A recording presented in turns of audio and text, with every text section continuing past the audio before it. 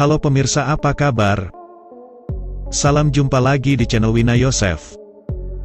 Semoga kita semua dalam keadaan sehat ya. Saat ini Pi Network sedang dalam fase enclose mainnet. Dari fase inilah nanti pada saat open mainnet harga akan terbentuk. Tetapi mengapa ada enclose mainnet? Kenapa tidak langsung ke open mainnet? Oke, sebelum kita lanjut jangan lupa klik tombol subscribe dan like-nya ya, agar bisa selalu update di video berikutnya.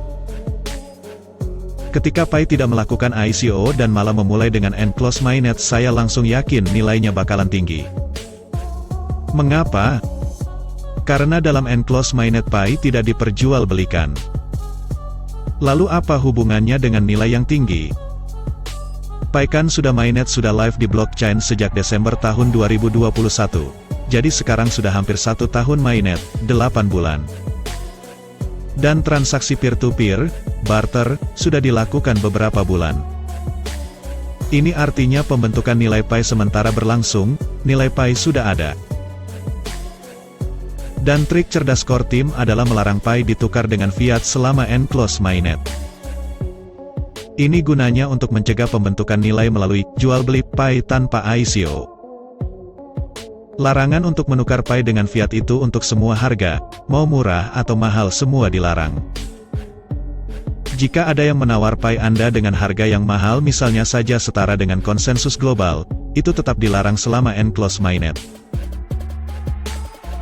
Dalam konteks pembentukan nilai Pi ini langkah yang brilian, karena grafik di blockchain belum mencatat jual beli koin, artinya sekalipun sudah mainnet para holder belum melepas koinnya. Jika wallet yang sudah migrasi terhubung blockchain, semakin banyak tapi belum ada transaksi jual beli koin sementara aktivitas koin terpusat di barter barang jasa, maka koin dianggap memiliki nilai tetap. Jika ini terjadi dalam waktu yang cukup dan pemakaian masif, maka keinginan eksternal untuk menggunakan dan mengadopsi Pi semakin kuat. Disinilah Pi hadir dengan nilai lazim yang sudah dipakai dalam ekosistem. Tapi sekali lagi tujuan utama Pi bukanlah jual beli koin, sekalipun nantinya kita bisa menukarnya dengan fiat dan digital money saat firewall dibuka, open mainnet. Fokus utama adalah barter barang dan jasa. Semakin banyak utilitas serta produk dan jasa yang dapat dibarter dengan Pi, maka semakin liquid.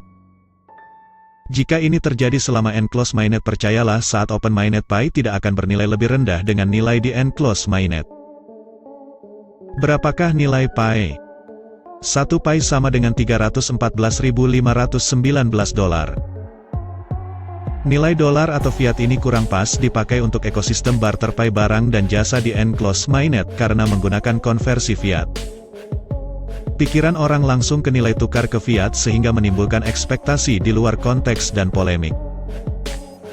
Lagi pula tidak ada yang boleh menukar Pi dengan dolar fiat selama enclose mainnet, artinya nilai Pi tidak bisa dibentuk menggunakan kesetaraan dengan fiat. Lalu nilai 1 Pi setara dengan apa? 1 Pi sama dengan 50 mobil. Kayaknya pioner Cina sudah memikirkan semuanya. Transaksi 1 Pi sama dengan 50 mobil yang terjadi di Cina adalah tonggak dan proklamasi nyata tentang nilai Pi.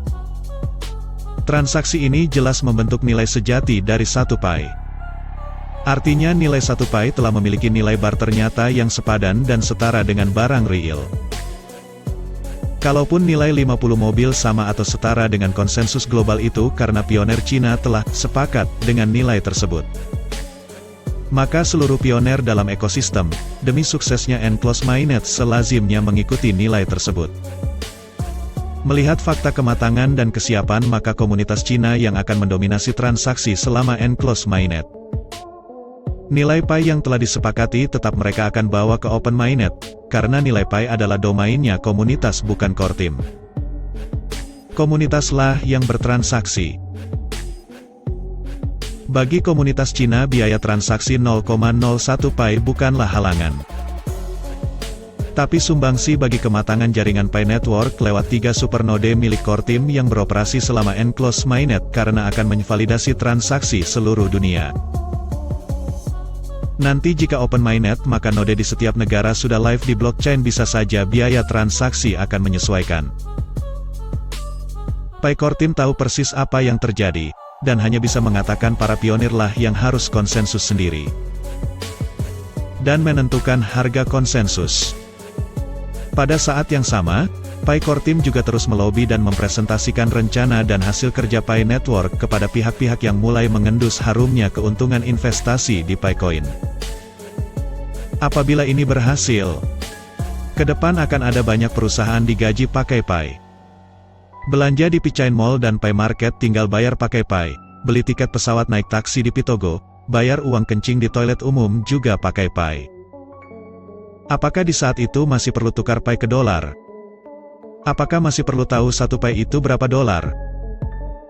Tidak perlu, karena sudah ada harga jelas masing-masing yang ditetapkan di atas adalah sekian Pi yang harus dibayar. Inilah tujuan Pi lahir. Bitcoin dan cryptocurrency lain tidak ada yang bisa mewujudkan impian ini. Ini akan terjadi secara serentak di seluruh dunia.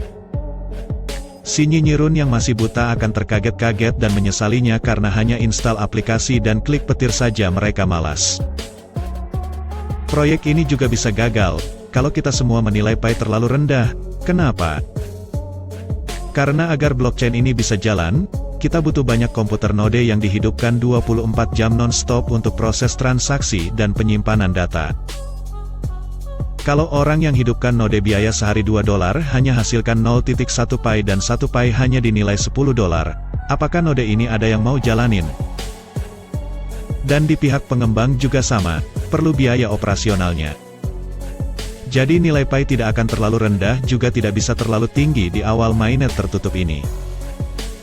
Sahabat pioner, Enclosed Mainnet ada untuk memastikan nilai Pi tidak rendah. Tetaplah sabar klik petir, ambil bagian dalam ekosistem melalui barter dengan 1 atau 2 transaksi, jaga koin Anda baik-baik dan jangan jual koin selama Enclosed Mainnet. Sekian dulu pembahasan kali ini, terima kasih, salam petir dan sampai jumpa lagi.